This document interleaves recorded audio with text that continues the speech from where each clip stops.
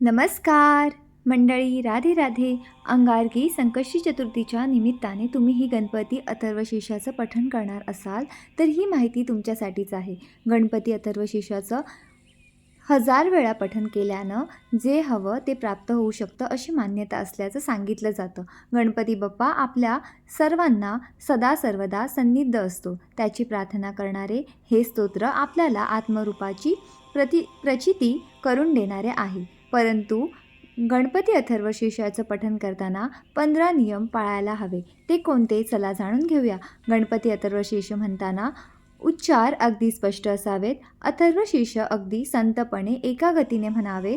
अथर्वशीर्ष पठण भावपूर्ण म्हणजेच त्याचा अर्थ समजून केले पाहिजे. देवासमोर बसून एकतल्लीन होऊन हे स्तोत्र म्हटले किंवा ऐकले पाहिजे. पूर्व दिशेला सुखासनात अर्थात मांडी घालून आसनावर बसून हे स्तोत्र म्हणावे किंवा ऐकावे. स्तोत्र म्हणताना इतर गोष्टी बोलू नये. स्तोत्राचे पवित्र जपण्याची सुचिरभूतता पाळावी. अथर्वशीर्षाचं पठण करताना धूत वस्त्राची घडी, मृगाजीन, धाबडी किंवा दर्भाची चटई याचा उपयोग करावा.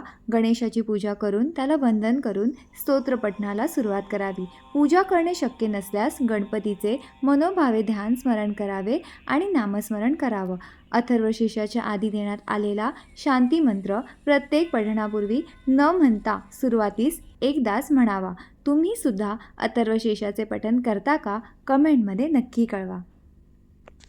ओम गंग गणपतेय नमः. धन्यवाद.